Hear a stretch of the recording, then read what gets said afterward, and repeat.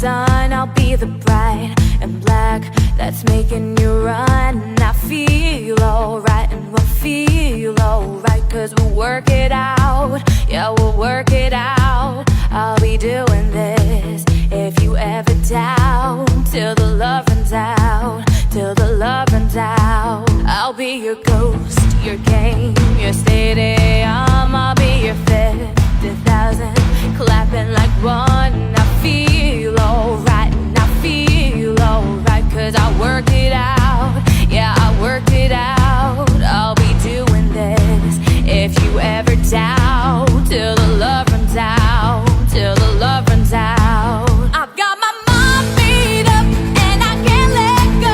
I'm killing every second till it saves my soul. I'll be running till the love runs out, till the love runs out. And we'll start a fire and we'll shut it down, till the love runs out, till the love.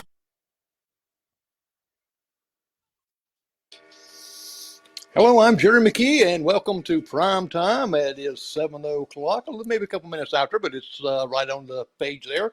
We got a great special guest for you tonight, Christopher Guerrera, and he is just found.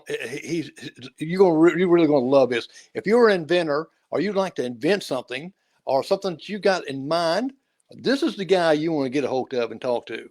He's the founder and CEO of Pace Systems, inventor coach, business mentor. He's a Lean Six Sigma Master Belt expert, accomplished business executive, manufacturing expert, 2021 board member for United Inventors Association. And Mr. Guerrera has accomplished a lot of things. He's been an executive for over 34 years of experience as a mechanical engineer. And I tell you, all kind of things. And you're going to say, well, wait a minute. I haven't seen him or heard him. We're going to show you a little video here. It's going to explain everything about who he is. Mr. Guerrera is an accomplished executive with over 35 years' experience as a mechanical engineer that has successfully led multiple teams through new product launch and is known as the king of manufacturing. I was brought on as a partner to help grow the business and really streamline the manufacturing process. Engineer, entrepreneur, on largest patent for Ford Motor Company fuel system, youngest executive to manage a BMW manufacturing plant. He was awarded the J.D. Powers and Associates Best in Class Quality Award from BMW. Mr. Guerrera has enjoyed national media exposure, 5 appearances on Good Morning America. We helped Christopher surprise Brandy proposing to her in front of our entire audience. And so now I am popping them into my home studio. I love Christopher's shoes that day. I don't know, is this something that reminds me about? Good morning, America! 2-time Shark Tank entrepreneur. And I am the king of manufacturing. We are seeking $300,000. 2-time appearance on the Kathy Ireland Show, and now part of Daymond John's The People's Shark Rise Nation Mastermind program. One of the investments I have, their manufacturer is Chris. Great manufacturer. We know each other, love the man. What's the man? And is the vice president of the United Inventors Association, featuring his trademarked program, Pitch to the Pros. So we can have these guys come to these big shows and have a place where they can pitch. But you're going to get an opportunity to talk to these industry experts that have done it, have been through it, and actually can give you valuable information, what your packaging should look like, how your pitch should go. And his Made in America manufacturing plant is Walmart certified. And with Mr. Guerrera being the king of manufacturing, he's built lasting relationships with many successful people.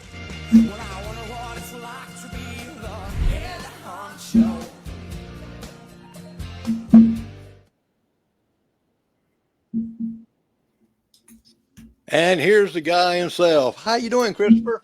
I'm doing good, Jerry. How are you? I am doing fantastic like that. I could tell a lot about you and everything like that, but when they see that clip right there, they know everything about you just about. And but we're going to go back a little further. We're going to deep dive, of course, you Lean Six Sigma, so how them deep dives are. And let's go back to your childhood. What got you thinking about inventing stuff, or how did you come up as a child? Was you always inquisitive about things and want to put things together? Yeah, Jerry, I think it's you're born with this stuff. It's in your DNA. I look back as a kid, I was always mechanically inclined, always like at Christmas time, able to put my toys together. I think when I really started to notice was when I was about 13, I had an opportunity to apply to a technical high school. And back then, that's a long time ago. I'm pretty old now. That's a long time ago, right? There was no technical high schools. They were just colleges. Well, in Waterbury, Connecticut, we had a technical high school called Kaner Warren Technical High School. And they basically let you go through about 28 different curriculums. And then at the end of it, it was like a 6-week tour. And at the end of it, you get to pick one that you wanted to do. I went through everything. I went through plumbing, welding, paint and body, electrical, mechanical design, nursing, you name it, they had it. And, everyone tells you what they want you to do. For me, I felt like right from the get-go, I went through all these different things. Yeah, paint and body was fun, and some of the other things were kind of fun, but in my blood was engineering. And I picked engineering at age 13. I was a freshman in high school. So think about that. I picked a curriculum at age 13 that lasted my entire life. Right? Well, I've been doing engineering ever since.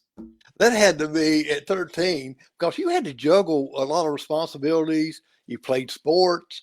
And and this really got me. When I was a kid, I had to roll this big wheelbarrow around the neighborhood to collect bottles. You had the largest paper route in Waterbury. Well, I'll tell you, when I bring that up, people go, what? Like the younger generation, what paper? What's that? And I have to try to explain them what a paper route is. I grew up in Waterbury. So in the winter, it was 0 degrees, lots of snow. And I had to get up at 5 o'clock in the morning and deliver papers to 130 people. And on Sunday, and I know the joke about all of it being uphill. Well, guess what? It really was uphill. The name of the street was Hill Street. Oh, no. It was a steep hill. 130 customers on Sunday. The papers were so thick.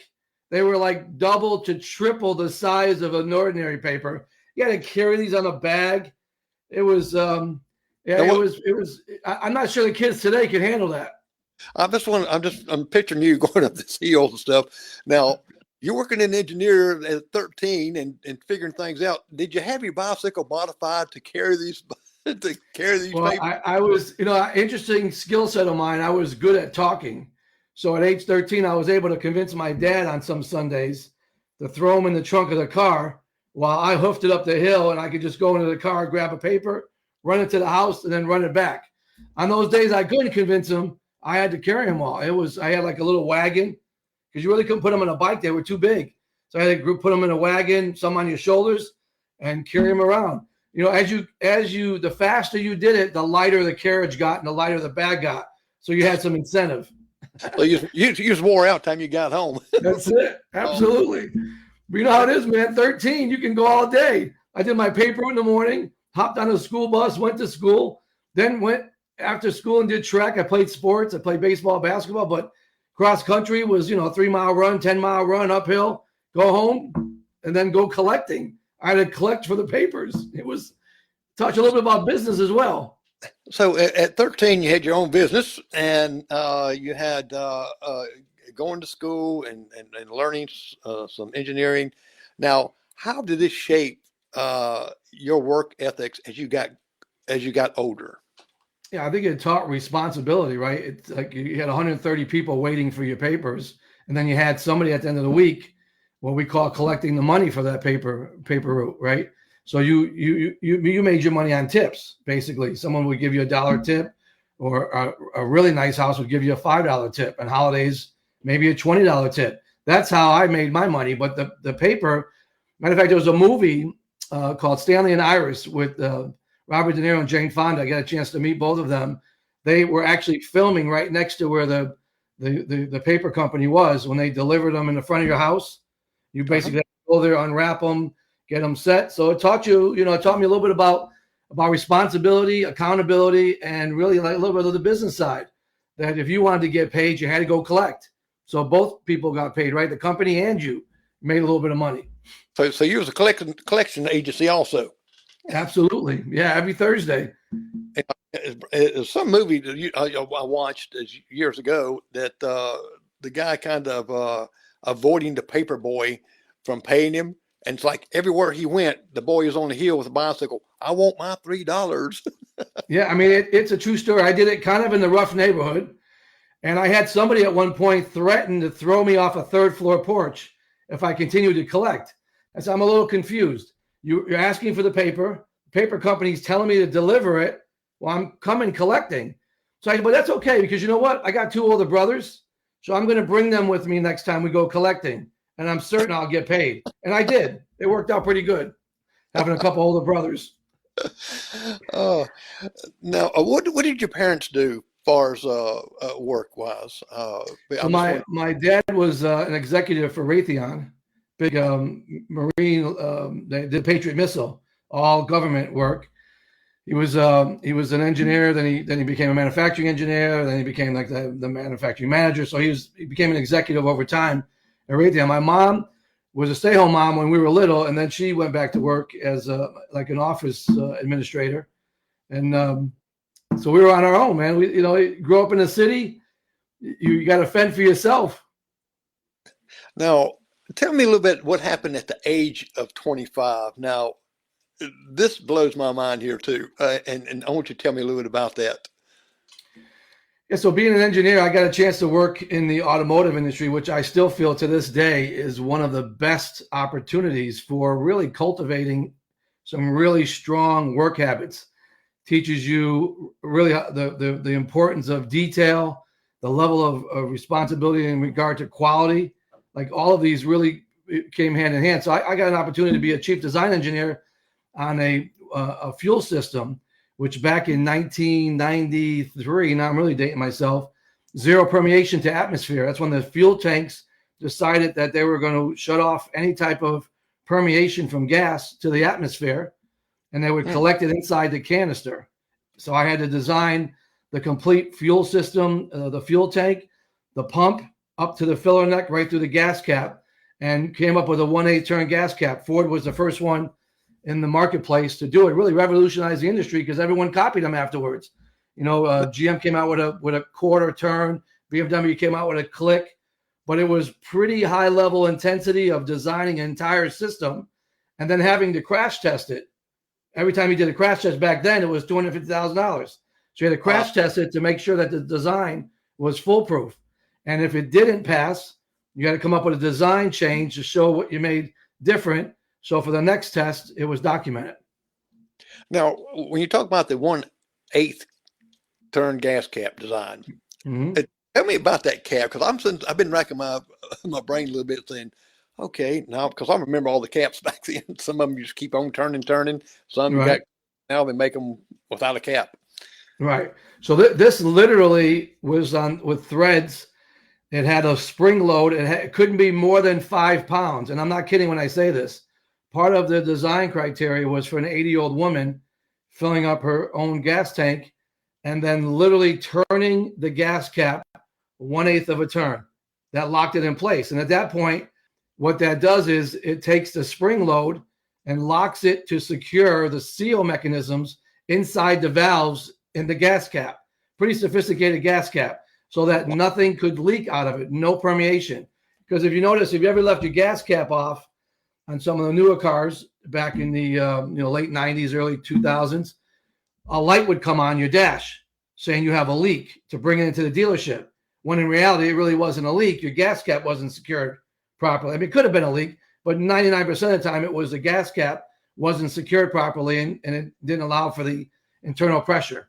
And that's where the design came from. A lot of fluoroelastomers, really expensive materials, compounds, really some spring-loaded calculations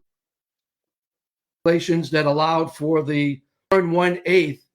It had a load of 5 pounds, snap it in place. And then, some of the other ones like GM came out with a quarter turn and BMW came out with a 1 snap. But we've gone away from all that now, right? Some cars have 0. They have a little flap that holds it in.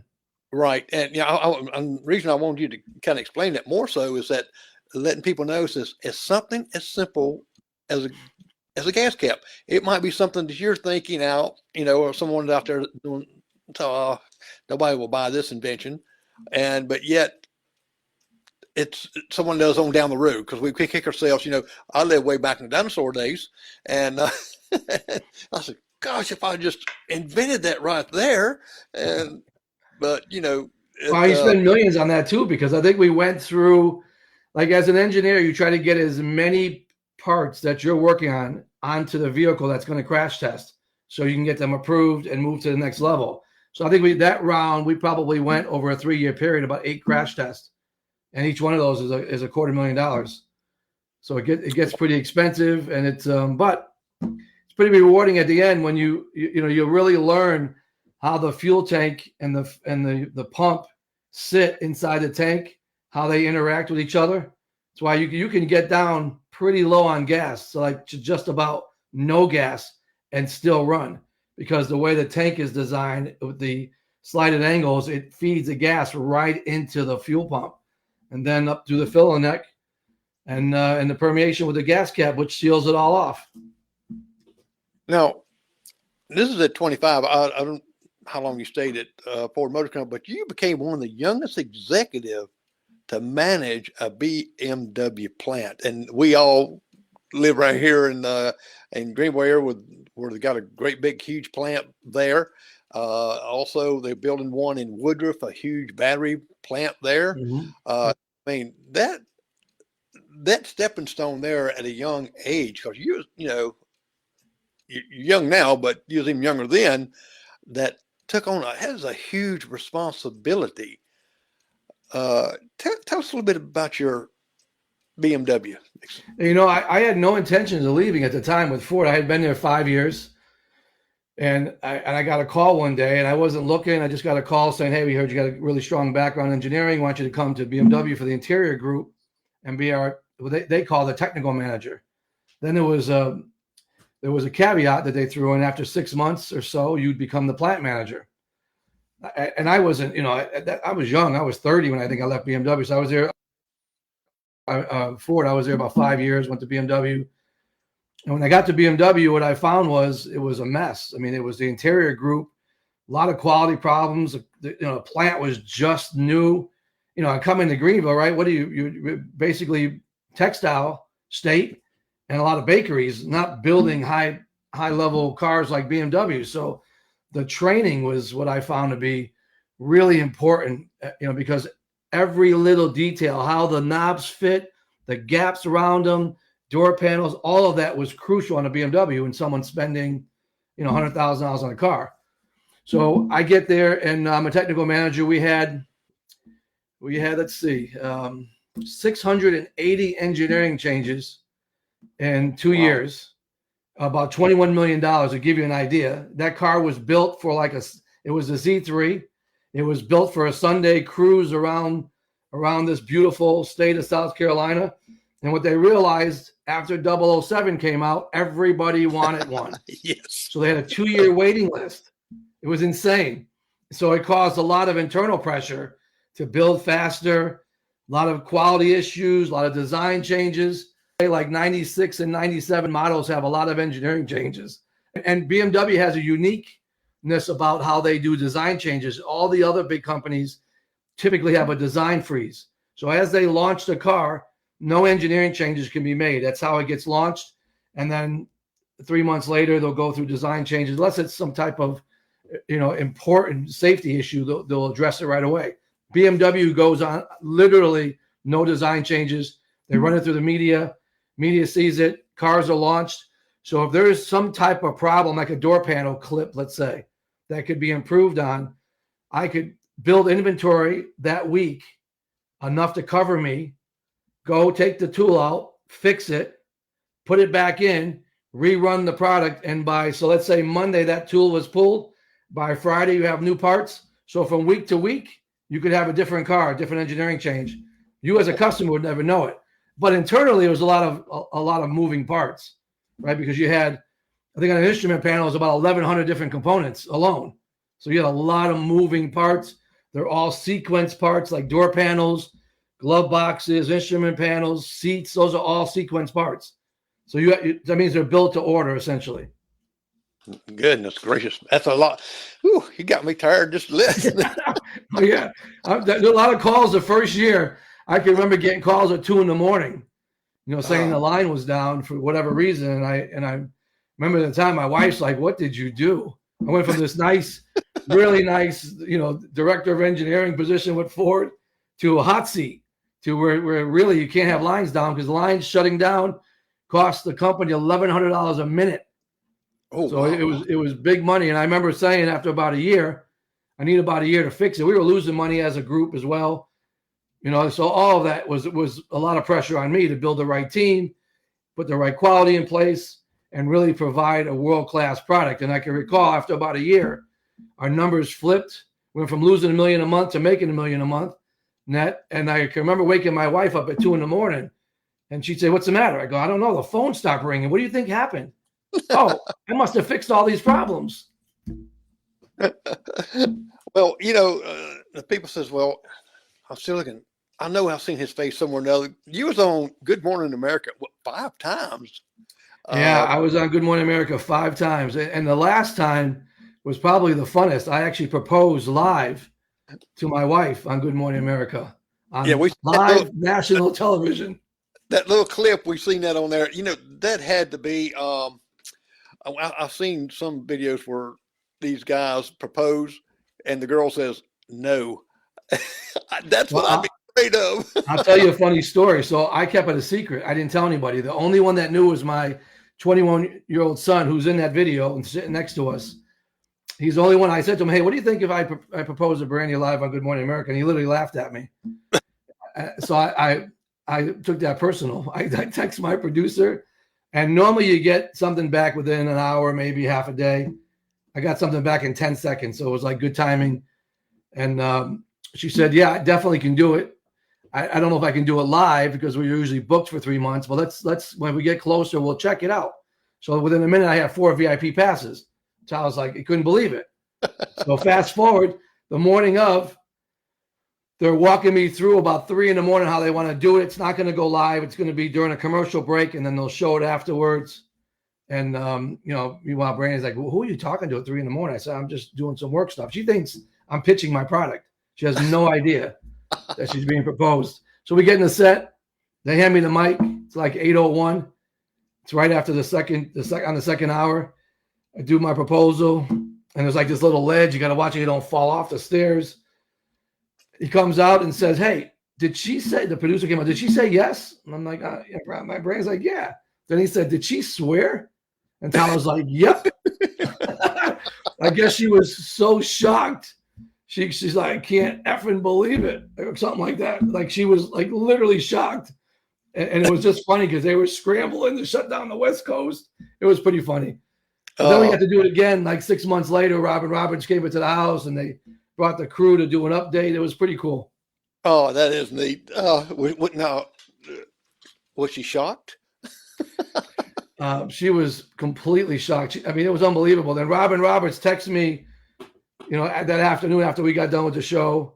She had texted me saying, "Well, it was great to see you, and really, what a beautiful way to propose." And she just made it really, really special. She's always been a good friend and really just a nice woman. And I couldn't be happy with the whole situation. Then to do a follow up 6 months later was even better. That's so cool. Now, before we get to you're the president and founder of the Modern Inventor, and which supports future innovators. But let's go back and take a little stepping stone how you got there. Let's talk a little bit about Shark Tank. How did you tell people how you got on the show and how that transpired? Because a lot of people think you just pop in or something, or send a letter in. Tell us your experience with that. Shark Tank's interesting. I sent an email. I had about 3 products. I sent an email in all 3 products, and just randomly, this is in the year in COVID, which makes it even more interesting. I got a call, and they said, "Hey, we love your products. Which one do you want to use?" And I thought at the time the baby product was the best one because it reminded me of Squatty Potty, who Judy is a friend of mine. And And it's a little bit, and she blew up, right? And this is a similar product in that it trains the young ones how to potty train correctly. It's not like you're doing a separate potty training exercise on the floor and then forgetting how to do it and teaching them on the bowl. It actually fits between the seat and the toilet bowl, and it'll adjust and accommodate all different ages. So I said, okay, let's do it. So basically, I got a call. They sent that in. Meanwhile, I had just gotten approved to ship to Walmart to 400 stores in a test trial. They wanted 15,000 units. This is third week in February. My mother's passing away. She's been on her deathbed basically for the last couple of weeks, not eating. So I'm working during the day trying to ship 15,000 units to Walmart in 2 weeks. I'm going to visit my mother at night, and I don't even live in that area anymore. This is New Hampshire where my plant is. I live in Carolina. So I'm traveling back and forth. Finally get it out, and guess what happens? So this is the third week in February. The product leaves for March 6th in 2020. COVID hits. So it's like nobody's buying anything. If anybody's going to Walmart, because I went to all the Walmarts to check, they're buying food. They're not buying potty training devices. So we got about 65,000 in sales. I had Shark Tank call me at the same time. And then this whole thing with Shark Tank is a long process. You have to go through different iterations. I think we had to send in about 9 different videos of us pitching. It goes through all these different sequences of producers till it finally gets to Mark Burnett, who's executive producer. He's the one that makes the final decision. And remember, this is all the way in August now. So it started in April. Now we're in August, 10 videos later. And I remember thinking, how much longer is this going to go on? And this is during COVID. So everything is Zoom. Nothing's in person. Right. They say, hey, here's your last video, and make sure you knock it out of the park. Well, now I know why, because Mark Burnett's team decides on who goes to Shark Tank. And I was told by one of their cast members that was the most applications they ever had. They had over 80,000 applications, and basically 80 get picked. So, they always say it's like hitting the lottery. So we got a call late August to film in September. We filmed the whole COVID process. You take a COVID test before you leave, hop on a plane, when you land, take a COVID test. It was in Vegas in a whole protocol COVID setup, like a whole separated tunnel at the Venetian in Vegas. Another COVID test when you walk through infrared. Someone escorts you to your room, and essentially you're looking out at the world in Las Vegas, and you're locked in a room for 11 days. Wow. I can't even tell you what that's like, other than it was by the 5th day, I was like, okay, I'm done. You're like literally from a Tuesday through a weekend all the way to the following Friday. You get 3 meals a day. You can't go walking anywhere. You have to stay in your room. Literally locked up. So I learned 2 things. I can never be a criminal. I can't get locked up. And I definitely can't be an actor, because on my pitch, you'll see me throwing stuff, and there's memorized lines, and it changed quite a few times. You got to forget the old one. You got to say, because you watch Shark Tank, you see some people freeze sometimes, right? And they can't get back. I can see why. It's pretty intense. So we pitched in September. And we didn't find out if we would air all the way to the following May. So you don't know, because there's no guarantee that you'll air. They tell you that. But we ended up getting picked for the finale to close the show on season 12. Only 12 people in the world have done that. We had a king outfit on, throwing money at the judges. So we see a crown. It was pretty cool. Now, how much money did you actually throw? Was it real money? No, it was. Yeah, we threw a lot. Well, we asked for 300,000 for 10%, which is a lot. We only had 65,000 in sales, so that's like 650. Valuation. We asked for 300,000, which is a $3 million valuation, and they didn't like that. Right? They don't like you betting on future sales. But I said it in my pitch at the very end. I said, this just needs an audience. If it has an audience, it will sell. There's no doubt. And sure enough, after we aired, like before we aired, we sold out of Amazon, like, I don't know, 8,000 units, and we had like 10,000 orders. It was just spinning. Like literally the orders were just spinning, and the valuation doubled from what we said on the show. And I remember talking to Daymond about that, saying, how you like me now? Well, I'll tell you what, I want to show this video of you and Daymond. Okay. So I'm here with Chris, my partner, who is a body trainer. Actually doing it out of love. Yes. And exit, which nobody else can do. And then, like any other business, we started getting to know each other, love the man, understand that I have a lot of nature for people to 5, 10 million and up, where they come 3 times a year.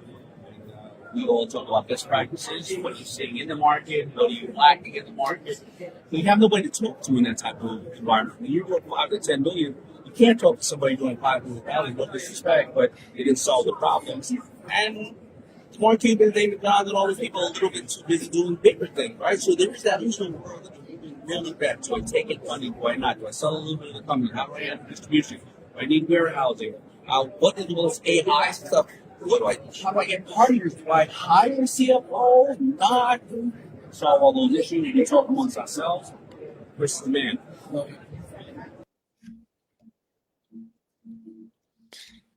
All right. Now, he's kind of been my favorite on there because I used to watch Shark Tank and see how they pitched their product and what kind of products that was coming up there. And by the way, people, you can just look on the bottom here and you see where you can go to the Modern Inventor. It's Modern-Inventor. Make sure that dash is in there. Modern-inventor.com. I forgot to put that dash in there, didn't I? Oh, okay, yeah, because otherwise it'll go somewhere else. So Modern-Inventor. Yeah, and go. That's what makes us special. That little dash. And you know, I've really got some products on there that they can buy also. Yeah, and they're pretty neat. I you know, and just to comment on Daymond. Daymond's a great individual. He's really a good person. Anytime I text him, he texts me back. I call him, he calls me back. He's always willing to contribute, willing to help. He comes to the shows. He lets people pitch. We have shark pitch rooms. We have opportunities like you just saw there where we had, I was at CES. Inventors could pitch directly to him. He's always really loves giving his time. He's really good with people. I can't say enough good things about him. And that whole thing about him being a people's shark is truly a fact. And I had a chance to have him as my co-host. We'll talk about that in a little bit. Last year in Vegas, I have this registered trademark, Pitch to Pros, where we give inventors and entrepreneurs a chance to pitch directly to high-level folks like Daymond. He was co-host, and he's just a good human. Right. Now, tell people a little bit about the Modern Inventor. Tell them a little bit about this website. What is on that website that there's a lot of things on there that really, I looked at every page and really intrigued. But I think it's a lot of things there where people's got some inventions that really, really need to look at this website. Yeah, I'll break it down this way. We give inventors a chance to be seen and heard. So I'm on CBS Carolina twice a month, Fox Carolina twice a month, soon to be NBC and ABC. We have Pitch to Pros, which is an opportunity for folks. Big event coming up in Greenville, June 20th and 21st, where they get a chance to pitch to some high-level celebrities. We'll have a couple actors there. We'll have some Shark Tank people there. We'll have some really high-level celebrity marketing people there. I'm not telling you the names yet. I want to keep that a little surprise because we're going to start promoting that and showing it. And I have an opportunity to work with the South Carolina Entertainment Music Hall of Fame folks, which are absolutely great. Roy and Justin and Dr. Godboll. These are like high-level superstars, really good people. And we're going to bring this event to Greenville this year and really blow it up. A really large event. We're going to do it twice a year. We're going to do a little bit like we did in Vegas, but in Greenville. And we're going to take this to a whole different level. I get a chance to now be on a radio show, the Fame Show with Justin, where we get about 2 million listeners. Of course, my TV exposure gets anywhere from 300,000 to 500,000 immediate hits right off the bat. And there's a really big announcement coming up about TV with me personally, which I'll be sharing that in the next couple of weeks. Really exciting times. So Now, the website has all this information on it. It gives you a chance to spotlight your product on TV, gives you a chance to sign up for some of these events. Plus, I'm a vice president on the United Inventors Association, which is a nonprofit board that helps inventors, guides them the right way, puts them in the right path. And we do a lot of the national trade shows. We do a lot of education at the trade shows. now you're getting ready to have a podcast of your own will be coming up soon too, right? Yeah, we're working on that right now. We're going to have a podcast and then our own radio show, essentially. So, I have some podcasts that I still do. I have a Made in America podcast and a Shark Tank Effect podcast where we talk a little bit about what happens after Shark Tank, because you hear a lot of stories that 80% of those deals fall through, and it's true. And what are the next steps? Because people think, oh my God, you got $300,000. Doesn't work quite like that. There's a lot that goes into it. There's a lot of work to get on Shark Tank. There's about a 100-page document you have to fill out. I mean, there is so much information. Then afterwards, if you get a deal, we got one with Lori and Daymond. Then they go through the due diligence of really going through your background and making sure everything you showed and you pitched is accurate. Because before they invest, they want to make sure that they're with the right people. So in other words, people's got to realize this ain't just walk on it. You got to do some work in this. This is not just well, I'm just going to go over here. Oh, I believe I can take this on there and not have your research and done the due diligence, right? They see thousands of products a year, thousands. They do all these open casting calls in Philly and Vegas and LA. Then there's an application you can do online. But if you get selected, that's when the fun starts. Because then you got to start doing, videos of you pitching. Then you got to fill out lots of legal paperwork. I mean, it's insane. It's like a full-time job. And then if you're so blessed to get a deal, you have to do that all over again with the Sharks. All right. Well, let's look at some pictures here and let's talk about some of these pictures. And I don't know who this guy is here. Yeah, so there's a new podcast in the Greenville area. Some Clemson graduates started this for local businesses in Greenville, and I'm going to be on later in the month and talk a little bit about a little bit what we're doing now, what I do, how I help inventors and entrepreneurs to try to really get seen. And that's the biggest challenge. You can have the greatest product, and if no one knows about it, no one's ever going to buy it. And that's the key. Is the marketing after you go through all the due diligence of getting yourself a good quality product. Okay, folks, you can kind of I'll have you send me the link when that date is ready to be released, and we can put it on my program. That way you can click right to it. And it'll be March 26th this month at noon. Oh, okay. Eastern time. You know what I did notice these right here. Let me do some clicking right quick. There we go.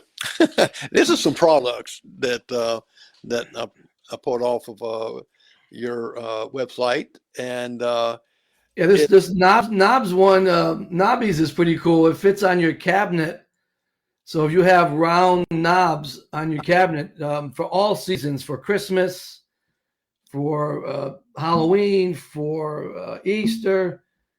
July 4th, they actually, instead of cluttering up your countertop space and losing that space, you can fancy up all your cabinet knobs, both round ones, and then she also has some for the long cylinder ones as well. They just basically a little silicone, they snap right on. Pretty cool. Well, it's great for if you have children. They come in and say, "Oh, it's something different." It's for the season and all. Yeah, and you can use it in like anywhere. You can put it in the kids' rooms, bathrooms, in schools. So she's really selling a lot of these now. Really, really cool. And she's got some licensing deals with people like Peeps and some other folks. So she's working on that. And again, she was a school teacher. She went full-time into this, and it's blowing up. The other one is a facial mask. Woman out of New York came up with this really soothing facial mask that is all homegrown and natural, but it just beautifies. These are folks who are everyday people that had a great idea and acted on it. And here's a couple more. Probably going to show several products here. And, the one with the facial cream also has this pretty cool apron. She has a really beautiful gifting box, and it's kind of like when you cook. I'm Italian. I like cooking on Sundays. We like making sauce. I make a mess, so I try not to wear my good clothes. Well, I don't have to if I have a nice apron to put on. And it's kind of like that's something that she wanted to hand. She has a little story package that she can hand down to her kids. Bird is a golf. They have a lot of golf accessories. But what I love about this product, I actually partner with this company. Like if you're a golfer, you know what it's like looking for tees and ball markers in your bag or trying to have them in your pocket. You don't have to anymore. They have them on their hats now. They have them on there's a golf glove. Matter of fact, I can show you.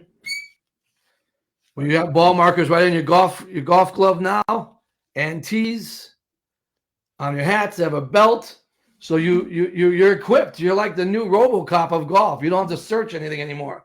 It's literally on you.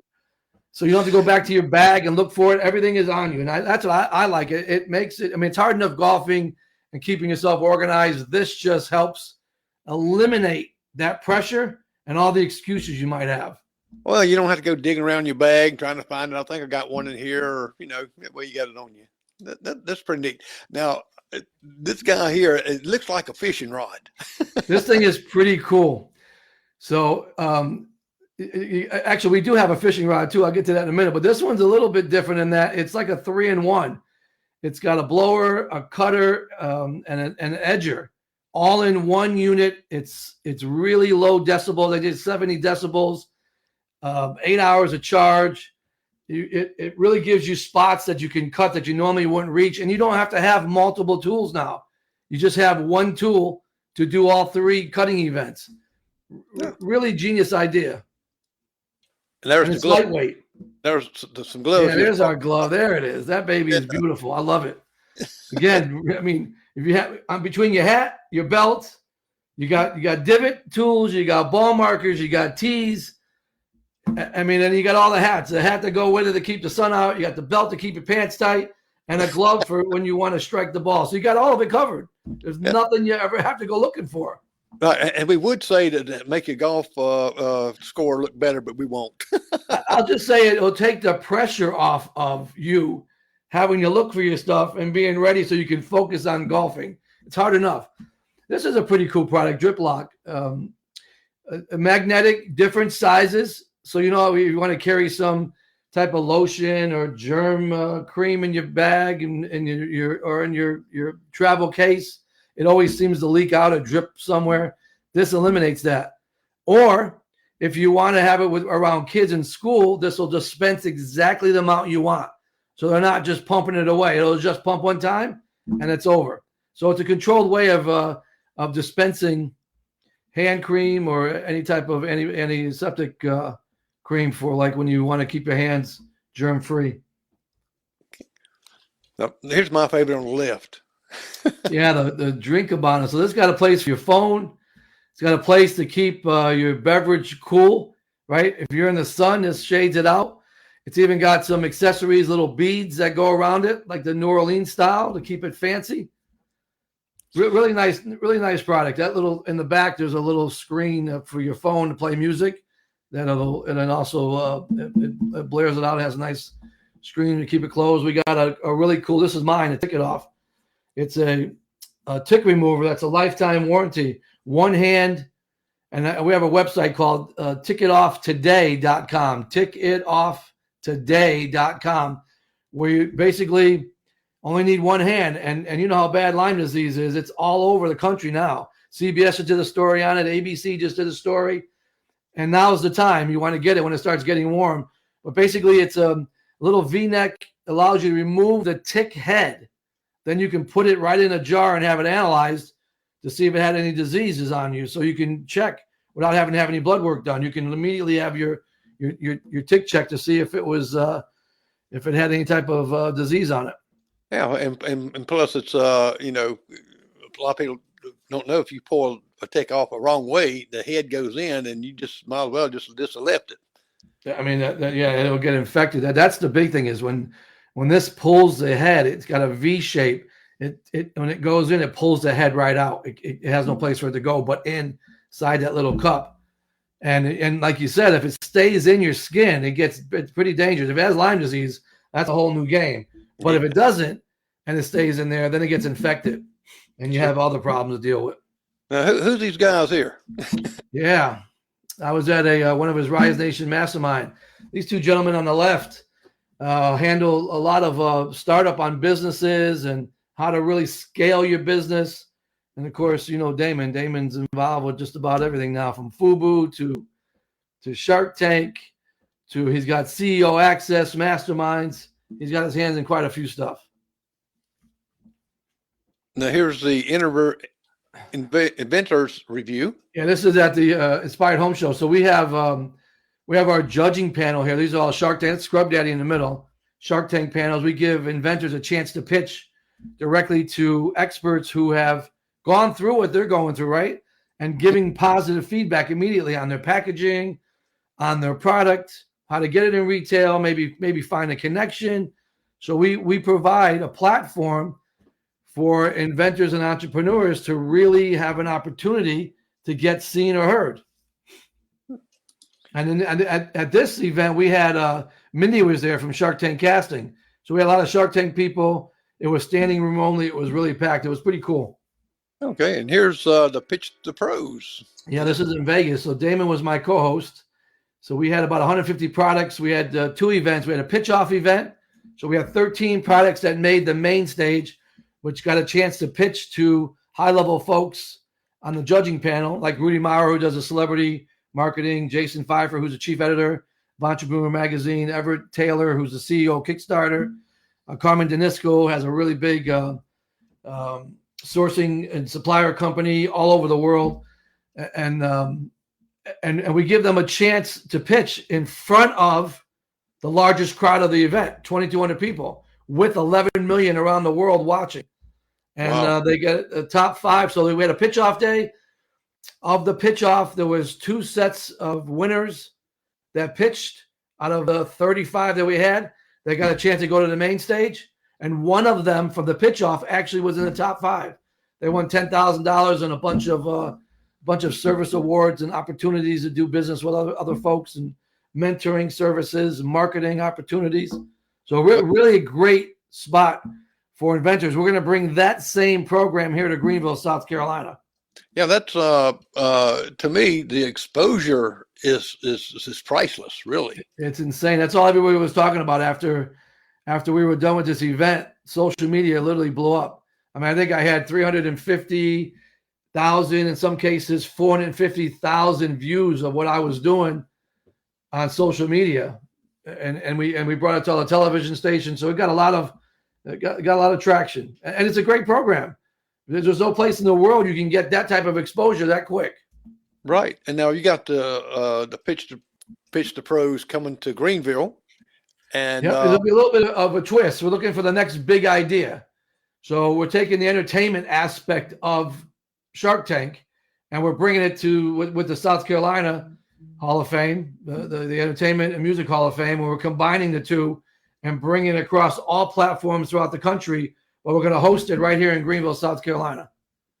Now, how long do they have to pitch the program? Because I know you have a lot. 90 seconds. This is how I look at pitching.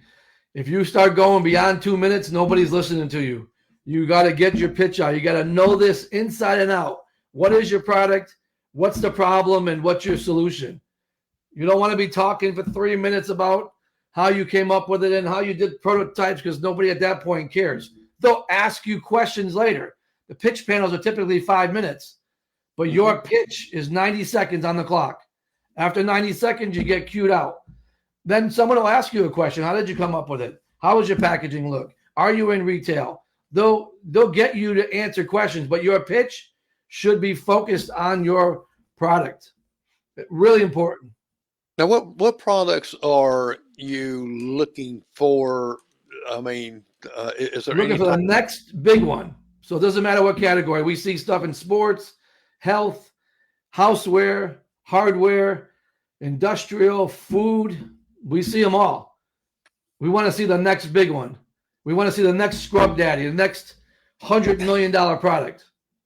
Yeah, and it kind of bridges the gaps between the innovation, the business leaderships, and receiving mentors, and with your website, Modern Inventor will really help a lot of people that wants to go to this event in Greenville, I think it will help guide them on what they are to do. And yeah, we'll have Shark Tank winners here. We'll have celebrities here. We'll have patent attorneys. We'll have bankers, financial people. We'll have investors. I mean, it's like a place you come to where you can only dream of, right? Like to get on Shark Tank is a wild shot in the dark. It could happen because it does happen, right? But then even then, you gotta convince somebody to partner with you. But at least here, we give you opportunities. You talk about the music industry. Taylor Swift came up with, as an entrepreneur, her little picks for her guitars had pictures on them. She was the first one to start coming up with the pictures on the picks. That thing blew up. Sold millions of them. So you just don't know who has the next big idea. And you know, and to me, the greatest ideas come from people thinking, you know, this is silly. Maybe not want to do it. And sometimes the silliest things blows up. The silliest I'll tell you, I think of it's when you don't react. I always say if you don't take action on your idea, you're going to see it in the market if it's a good one, because it is what it is. It's just an idea, really, until you act on it. You got to find somebody that can help you. You don't have to be alone in this travel, in this mission, in this journey.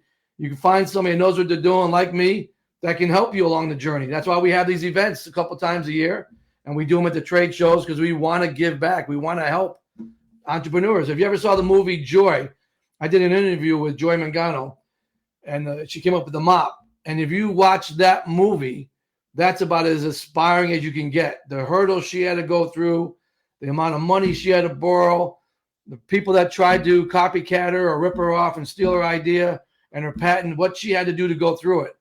It's like that with anything you do. If you have that much passion, you have a great idea, you definitely need to follow through on it and get it into commerce, because you just never know. You just never know the next big idea. It's right around the corner. If you don't do it, I promise you somebody else will. Right. And that's why these events that you put on are great for people to have that opportunity. Your website, Modern Inventor, your podcast, things where you're talking about these things, just like tonight, telling you some things you do. And one back in my days, one of the most silliest invention in the world to me was the pet rock. Yeah, I don't know. I mean, the pet rock. How about the little fish on the wall, the talking fish? Sold millions, hundreds of millions. That's what I'm saying. You just don't know. That's why you really need to act on it. And I always say, I can remember when I was a kid, talk about being that 13-year-old, I was probably like 10, saying to myself, as I'm checking out of the register, just simple math. I look at these different keychains or little straps that used to be hanging up as you went out on the register. I mean, think about it. If it's $1, right, probably cost you 10 cents. You sell 1 million of them, you're good for life. Your kids are good, right? From that standpoint, I was thinking about that when I was 10. Well, using your combination of being an engineer, expertise, experiences in what you're engineering, your degree, but also mostly is with all the exposure and all the places you've been on, the television programs you've been on, and pushing the products that people come to you and say, look, I got an idea, and you've got to actually show them the directions to go. And that's the key thing. No one really, they don't know directions, or they could get ripped off real easy. And coming on your website and talking with you, coming to these events, they're going to learn a lot about things that they never even thought about, right? Yeah, definitely. I think, everyone goes through hurdles and or spending money in the wrong spots, but everyone seems to always forget after they spend his money on a patent or really I see a lot of people get inventory. I'm not a big inventory guy, right? I like to talk about inventory turns, not massive inventory, but you have to market it. You have to be able to get it out to the mass audiences. For me, I find TV is my best avenue, right? That's why, even at our event, we're going to have live podcasting, which will have live streaming, we'll have television there, we'll have, coverage of over 2 million people that will see it. And to me, that's the most important thing, is you can have the greatest product, the greatest invention. If you're not marketing it right and no one sees it, it'll be the best kept secret. And I proved that over time with other products I have, which I think that's the most important thing, is you have to really understand the process, where to spend the money, when to spend the money, and then how to really market to mass audiences. Let me ask you this. I think you can have a good product. Is packaging very important? Yeah, it depends on where you're selling it, right? If you're selling it on Amazon typically selling it in bulk, not that big of a deal. If you're trying to get into retail and everyone says, oh, I want to be in retail, don't be careful what you wish for. Retail is not that easy. And that's where you really have to have really great packaging, so somebody from 5 feet away can look at it and it attracts them to come over to see what it is. But retail also gets wholesale pricing. They also get every return you own, every time you ship. If it doesn't show up, you still get charged. You have to watch production forecasts. You have to because it's moving, product's moving, and you have to be able to support it. So I always say, start off slow. Do e-commerce. Amazon's a good opportunity. Retail when you're ready. Because I think, and I look at all kind of stuff because I'm a graphics artist, so I'll look at packaging and things and just to see different stuff.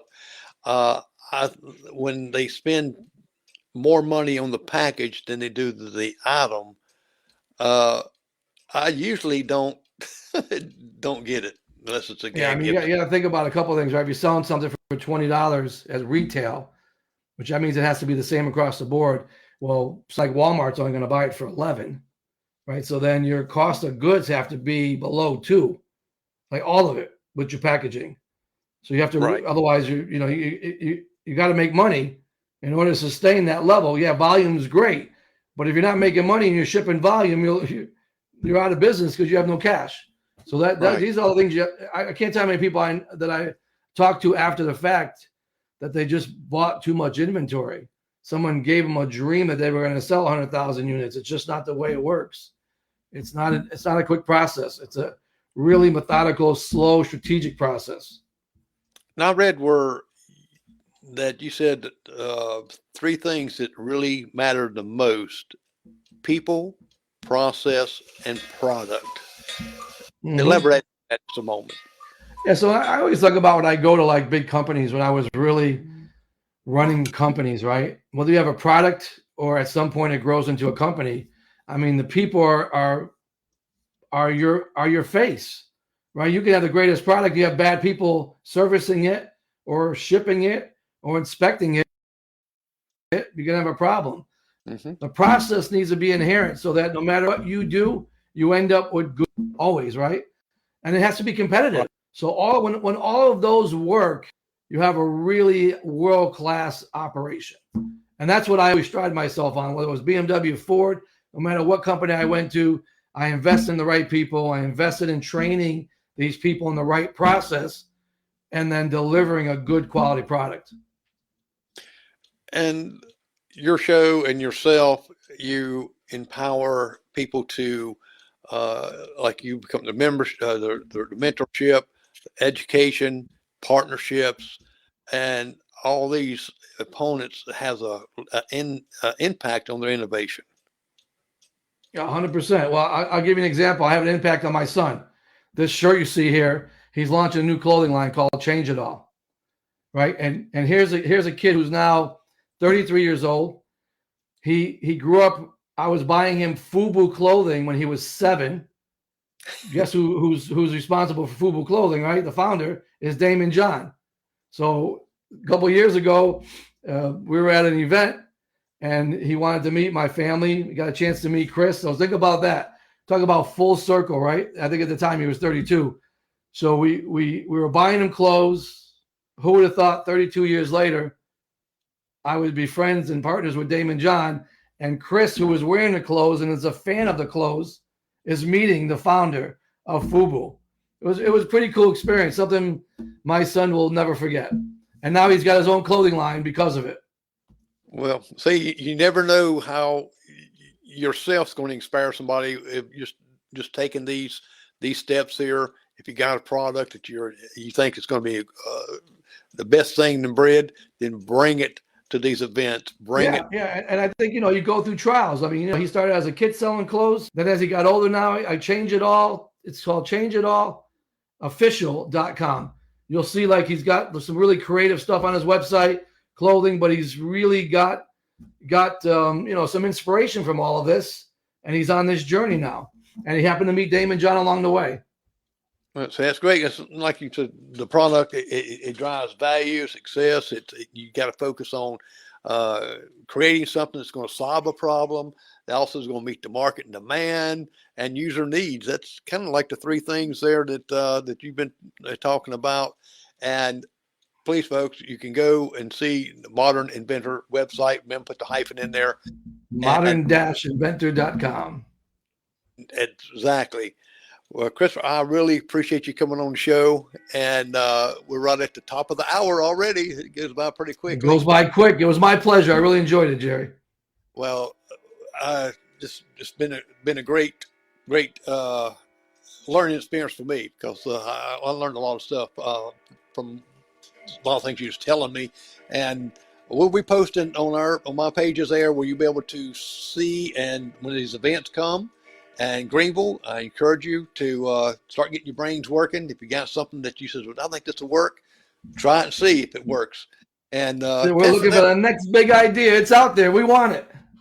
That's it. Well, ladies and gentlemen, again, thank you for watching. Hope you learned something today. And next week, we're going to have a young lady named Tori Miller. She is going to, she's got a great song out and called Abilene.